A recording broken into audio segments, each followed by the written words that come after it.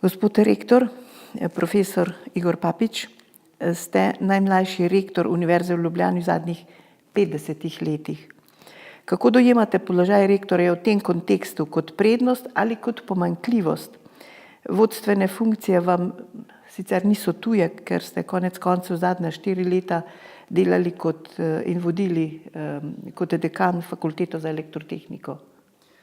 Zdaj natančne statistike seveda ne poznam, koliko sem mlad, sem najmlajši, manj mlad, bolj star. Jaz mislim, da je pomembna v vsakem primeru vsebina. Dejstvo je, da mogoče mlajši rektor ima nekoliko več želje, energije, starejši rektor ima pa najbrž več izkušenj. V vsakem primeru gre pa za to, da imamo uravnovešeno eno in drugo področje. In to je glavno merilo za uspeh pri vodenju univerze.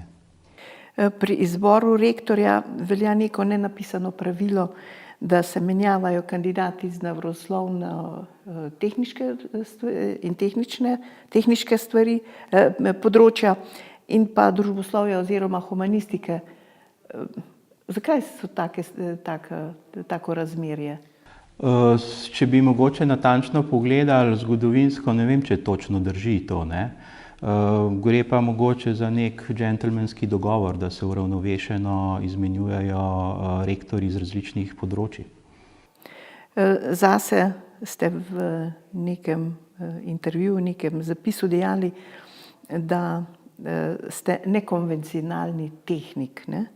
Raziskovalno se sicer ukvarjate z električnimi sistemi, vaše zanimanje pa sodi tudi onkraj tega področja. Kam vas v bistvu nese?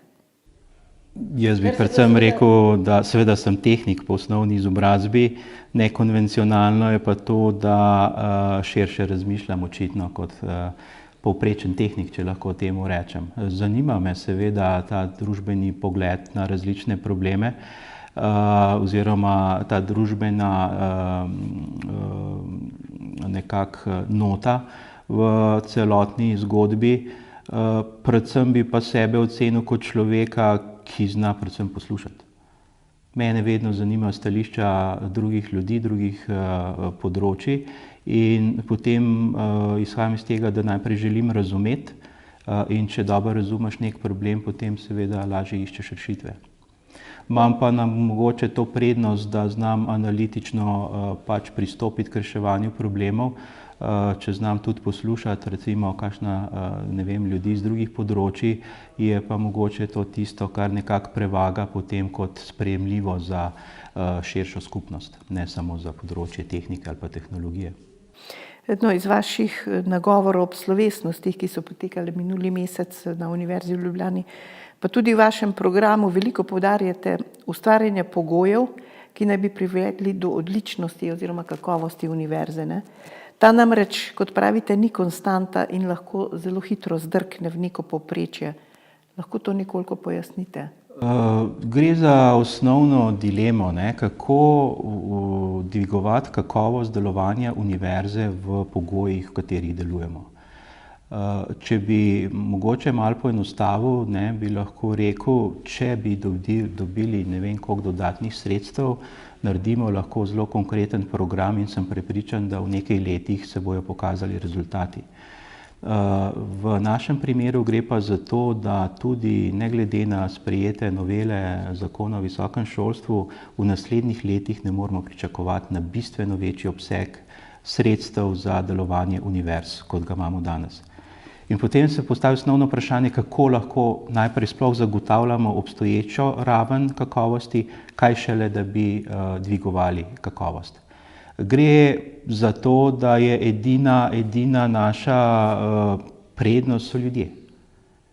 In zdaj gre za vprašanje ustvarjanja pogojev na univerzi, kjer bo predvsem tista srednja, mlajša generacija dobila priložnost, da izživi svoje potenciale.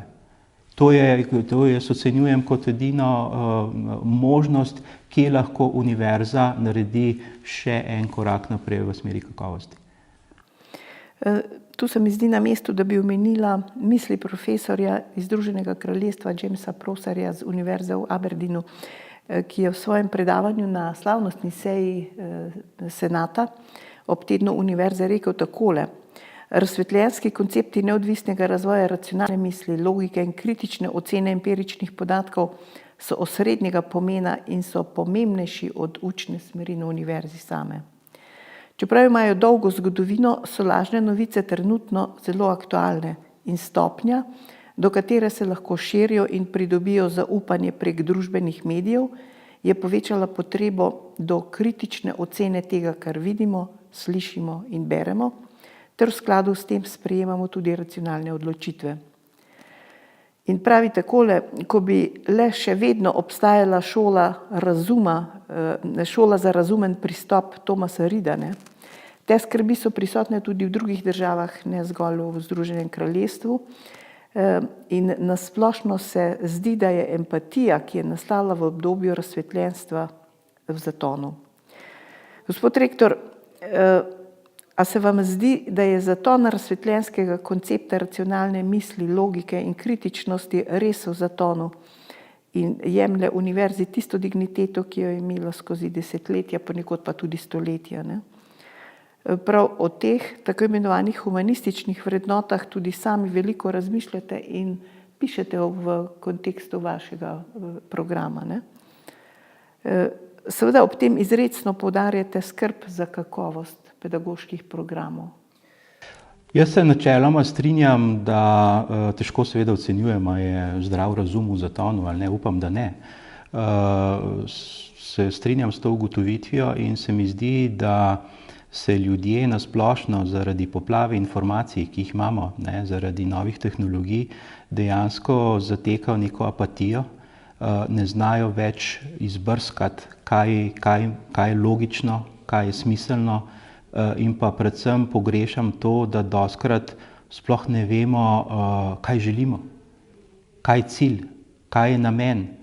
Ne? Vedno znova se zatekamo v neke postopke, neke pravniške okvirje, nihče se pa v bistvu sploh ne vpraša na začetku, kaj želimo doseči. Predvidevam, da ljudje postajajo apatični delno, ja, predvsem zaradi tega, ker nočejo razmišljati svojo glavo, ne, in seveda sledijo, zberejo si pač nekega ideola, je to, ne vem, politična stranka ali kakšna pop zvezda in enostavno sledijo nekomu. Reče, s tem se jaz identificiram in kar ta človek pove, to je moja misel. Če na tak način delujejo, seveda potem so vodljivi in so pač pod vplivom teh družbenih dogajanj, predvsem, kot rečeno, imamo zelo velike možnosti spremljanja različnih informacij, med njimi tudi precej popolnoma, bi se reklo, umetno ustvarjenih. Tako da jaz sem prepričan, ja, da dejansko nam manjka zdravega razuma in pa jasne misli, kaj sploh želimo v vsakem trenutku, ne. In vsak človek bi mogel seveda pri sebi veliko več razmišljati, brati in potem sem prepričan, da ga bi veliko težje nekdo peljal v neke tokove, trendovske tokove, ki se pojavljajo v medijih. No, že v svoji predstavitvi rektorske funkcije in tudi v teh mesecih ste se vse skozi izrecno poudarjali potrebo po avtonomiji univerze. To razumevanje je bilo nekako v minulih obdobjih pogosto spregledovano, ne? Kako vi vidite avtonomijo? Brez avtonomije ni univerze. Jo pač ne potrebujemo. Univerza ni javni zavod. Univerza je univerza. In dokler ne bomo tega dojeli, bo to slabo za ne samo našo univerzo, za vse univerze v državi. Seveda se pa treba zavedati, da ne smemo zlorabljati pojma avtonomije spet za osebne interese tudi posameznikov znotraj univerze. Jaz sem vsekakor zavzemal za večjo stopnjo avtonomije, v končni fazi je ta pravica zapisana v ustavi. Nažalost pa moram reči, da v zadnjem času grejo poskusi ravno v nasprotno smer. Se pravi, nekdo želi vedno večji vpliv, tudi pri imenovanju očitno dekanov, rektorja, in pa nekdo želi nadzorovati univerzo. Proti temu seveda se bomo borili in temu bomo nasprotovali. Kako boste poenotili recimo ta stališča enotno v smislu avtonomije. Glede na to, ker sem rekla, ne, da so v minulih desetletjih, je to pogosto tudi vsak po svoje razumel. Ne? Eno je seveda to razumevanje posameznih skupin profesorjev, potem seveda imamo skupino, recimo lahko rečemo sindikatov in pa seveda zelo veliko skupino študentov. Gre za osnovno komunikacijo. Jaz sem omenil v programu, da če se ne bomo znali poenotiti znotraj univerze, se pravi zaposleni, sindikati, vodstvo, študenti, potem nam bo pač nekdo od zunaj vsiljeval svoja mnenja in svoja prepričanja. Jaz sem prepričan, da smo se sposobni dogovoriti in da zelo jasno izrazimo, kaj je interes te univerze. Seveda z tem odgovornim pristopom do našega položaja v družbi in do našega poslanstva. Mi vemo, zakaj smo ustanovljeni in kaj je naša naloga v tej družbi. Seveda moramo biti pa svobodni pri izvajanju naših osnovnih aktivnosti. No, govor o internacionalizaciji univerze je pogosto zelo všečen. Saj naj bi to univerzo umestilo v družbo uspešnih, recimo v svetu. Ne? Tu pa zasledimo vaš zelo trezen razmislek, saj v te pogoje vnašate kakovost, česar doslej nekako nismo slišali. Jaz bi rekel seveda, da je internacionalizacija izredno pomembna. Mi se ne moramo omejevati na Slovenijo, na našo državo. Mi se moramo primerjati z najboljšimi. Po drugi strani pa tudi zelo previdno razmišljam o brezglavem sledenju raznim lestvicam, ki se ustvarjajo, ne? Ker vemo, da so narejene z različnimi nameni in težko je danes najti uravnovešeno lestvico rangiranja univerz, ki bi dejansko govorila o pravi kakovosti. Zavedati se je seveda treba, da najboljše univerze se vedno znajdejo na vrhu teh lestvic, nihče pa seveda ne poudarja ali pa ne govori o tem, v kakšnih pogojih določene univerze delujejo. Ne vem, težko je govoriti o absolutnih zneskih denarja, lahko govorimo normirano o znesku na študenta, ki ga ima neka univerza. In jaz bi si upal trditi, da naša univerza je neverjetno uspešna glede na količino denarja, ki ga ima. Recimo zelo uspešne univerze imajo za faktorje 100 in večkrat denarja na študenta kot mi, pa niso 100 in večkrat boljše od nas. Daleč od tega. So pa seveda boljše od nas. In to slepo primerjanje, ne, stvari, ki nimajo enake osnove, ne vem, čemu to služi. Se pa zavedam tega, da smo izpostavljeni pač v mednarodnem okolju in da moramo seveda stremeti k temu, da se primerjamo z najboljšimi. Smo pa realni pri oceni, kaj lahko dosežemo, glede na pogoje, ki jih imamo. No, in seveda kakovost vsake visokošolske institucije je tesno povezana z učitelji, ki pa so tudi raziskovalci. Vse tako pravimo že po naravi sami. Ne? Tu stvari niso vedno jasne, saj se univerze pojmujejo predvsem kot pedagoške institucije. Ne? Pri tem imate pa vi zelo jasna stališča. Kakšna?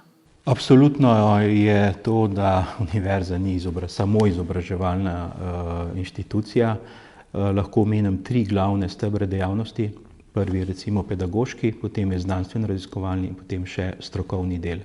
Vsa 3 področja so pomembna, seveda odvisno, to tretje področje, sodelovanje z okolico, je odvisno seveda tudi od področja delovanja, ampak osnovni princip je pa to, da univerza ni samo, mi smo raziskovalna univerza. In sem prepričan, da smo najbolj uspešna znanstveno-raziskovalna inštitucija v tej državi in pa še širše. Poleg tega, da smo tudi največja izobraževalna inštitucija. V mojem programu sem poseben poudarek dal tudi kakovosti pedagoškega dela, zato ker se prepogostokrat zatekamo samo na štetje člankov, štetje citatov, na eni strani mogoče tudi štetje projektov, ki jih imamo, zelo malo znamo pa povedati, kaj je dobro kakovostno pedagoško delo. In to je tudi eden izmed poudarkov v mojem programu. No, povezovanje univerze z inštituti, ne? lahko tudi plemeniti kakovost pedagoškega dela in hkrati ponuja tudi hitro izmenjavo znanstvenih dosežkov. Kakšne so vaše izkušnje že kot dekana Fakultete za elektrotehniko in kje vidite možnost recimo na univerzi teh izboljšav? Jaz absolutno podpiram to sodelovanje, to je nujno. Bi pa seveda rad poudaril, da ne bomo pristali na kakršnokoli podrejeno vlogo univerze pri sodelovanju s komerkoli. Če ne bomo vzpostavili iskrenega sodelovanja, potem to sodelovanje pač bo ostalo tam, kjer je. In omenil sem v programu, da je najbrž v interesu inštitutov, da vrhunski profesorji tudi raziskujejo na inštitutih, in v interesu univerze je, da vrhunski raziskovalci iz inštitutov predavajo tudi na univerzi. To je osnovno vodilo. Imam pa občutek, da nismo iskreni včasih med sabo in da mogoče tudi pod vplivom teh robnih pogojev, pomanjkanja denarja, raziskovalnega denarja, na splošno pomanjkanje denarja v visokem šolstvu in tako dalje, nas pelje v neka razmerja, kjer se bolj ukvarjamo s tem, kdo bo več dobil, kot pa kako bomo skupaj boljše delali. No, mnoge univerze po svetu se v povezavi z razvojem in uporabo novih tehnologij v pedagoškem procesu zavzemajo za tako imenovano e-učenje.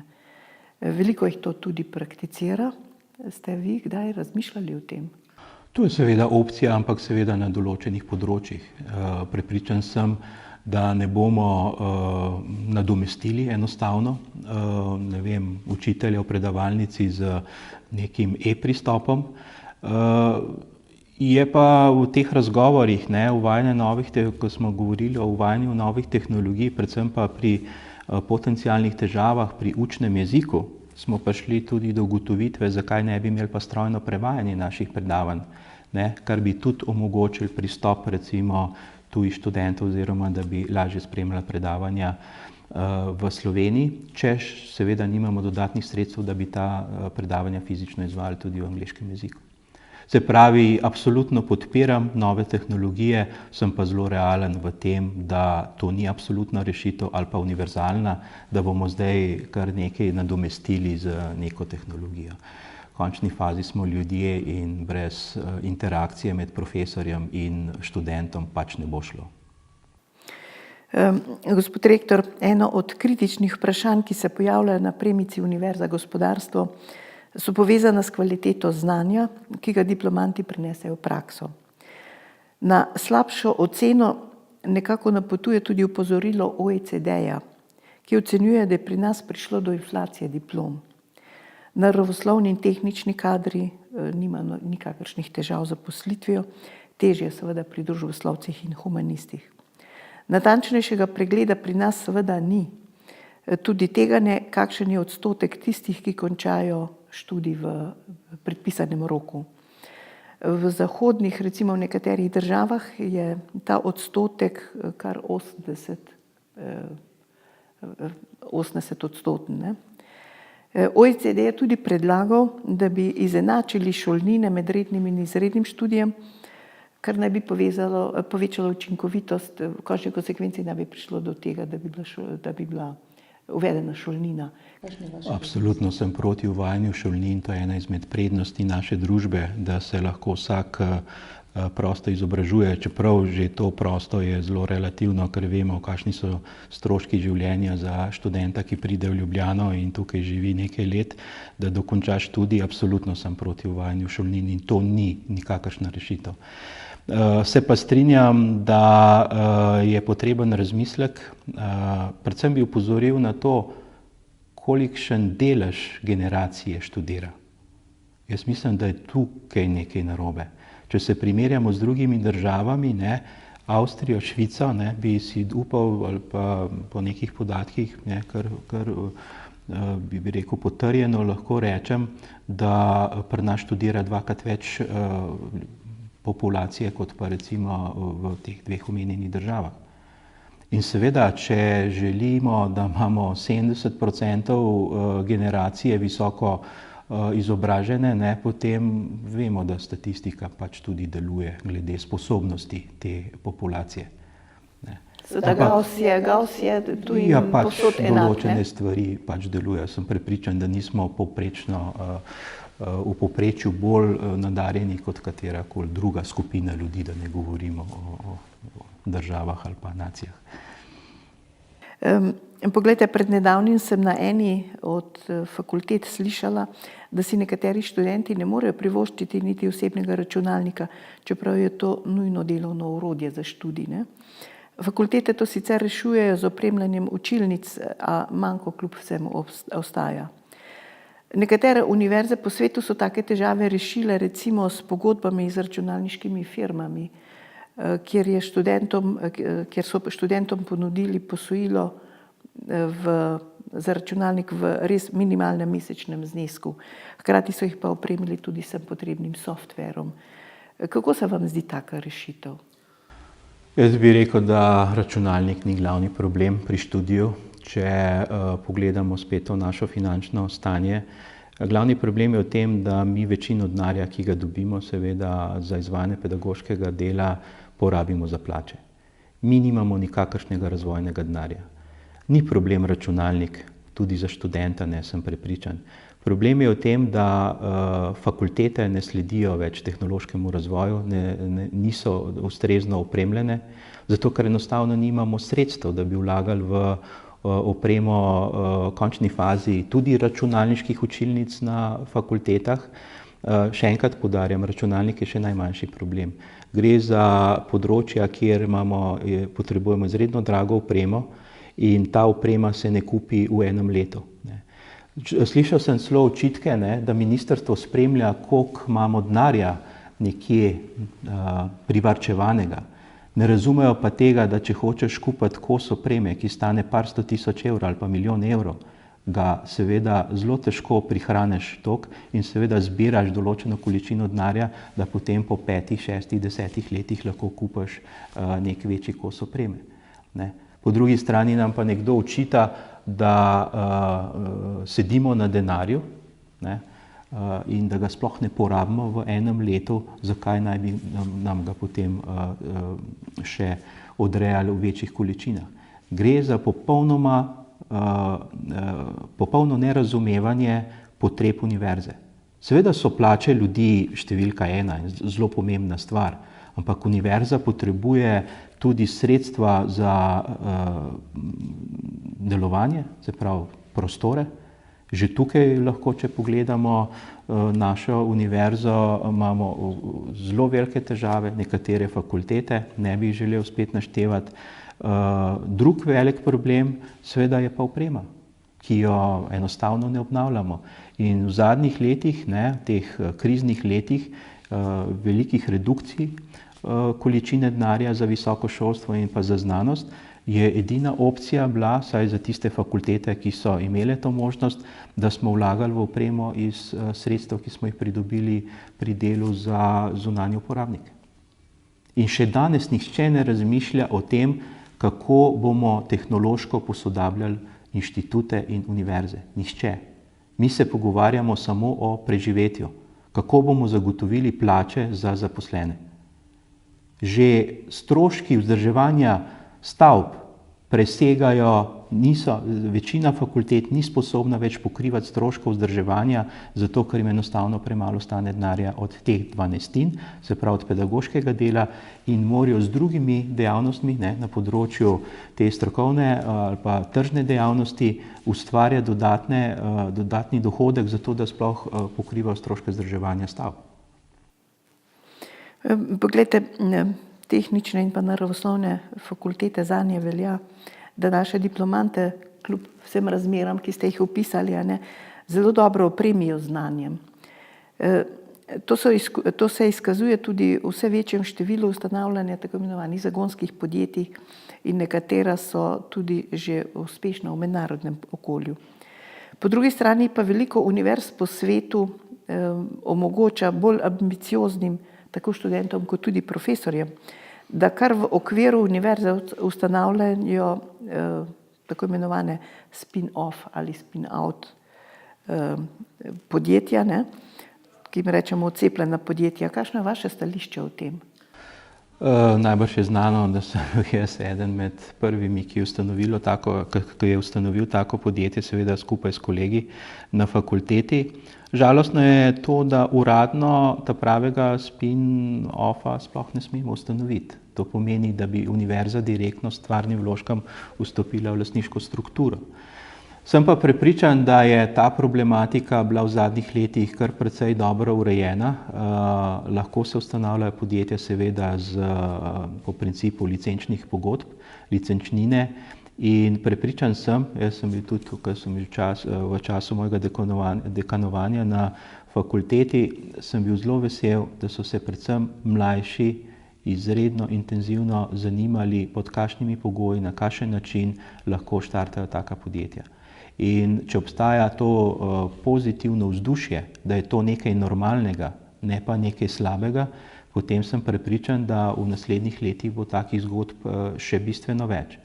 Poudaril bi pa tudi to, ne gre samo za tehnološka podjetja, gre za vsako podjetje, ki želi priti na trg in biti uspešno na trgu, bo moralo bistveno razširiti svoje znanje tudi na družboslovje, konkretno ekonomijo in tako dalje, sociologijo, drugače pač ne bojo uspešni. Treba tudi razumeti potencialnega uporabnika tehniških rešitev, kaj pričakuje, kaj zahteva, kakšna je uporabniška izkušnja, ki jo nekdo želi, in brez vseh teh znanj, interdisciplinarnih znanj, bo malo uspešnih podjetij. Čeprav temeljijo na čisti tehnologiji. Morda vaš razmislek se odslikava tudi v vašem programu, kjer prav izrecno poudarjate skrb za enotno pretok misli, spoznanj, tako v naravoslovno-tehničnem, kot pa družboslovno-humanističnem polju. A se vam zdi, da bo vam uspelo to poenotiti, recimo, taka stališča? Zbližati? Mislim, da ne gre za to, da bi jih poenotili, ker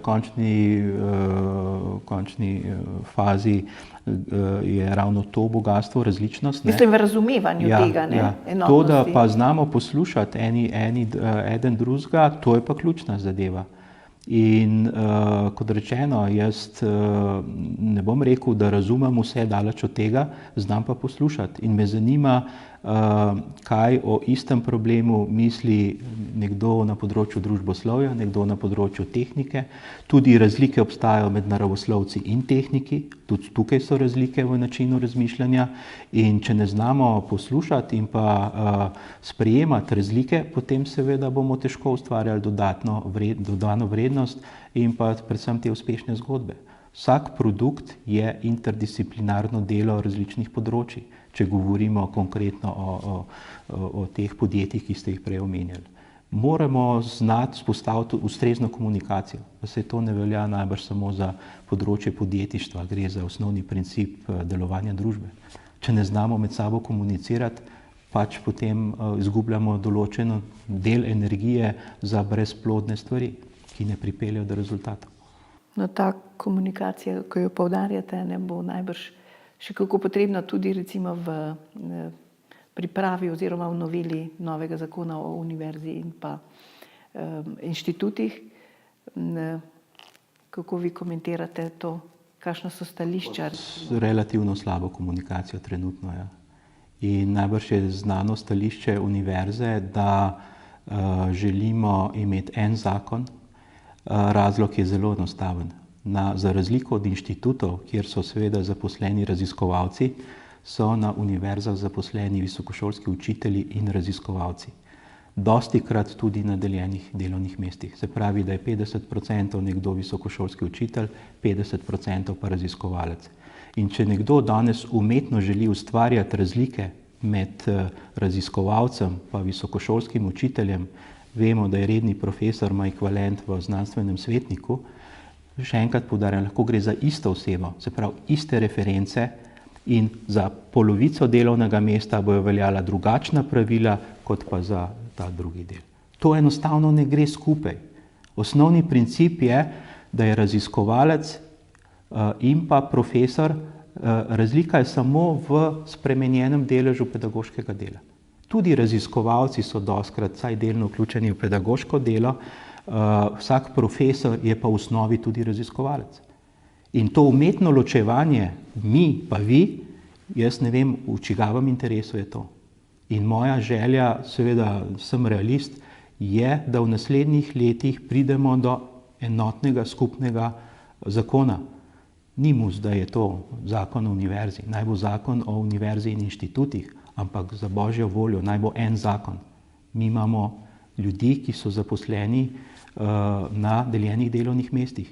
In pa konkretno nekatere članice imajo več raziskovalcev zaposlenih kot pa učiteljev. In je v našem interesu, da so te statusi izenačeni. Jaz sem se posebej zavzemal tudi za ureditev statusa zaposlitve za raziskovalce, da se izenačijo v smislu, da so tudi raziskovalci v veliki večini primerov zaposleni za nedoločen čas, to kot so pedagoški delavci. In želim, da se približamo.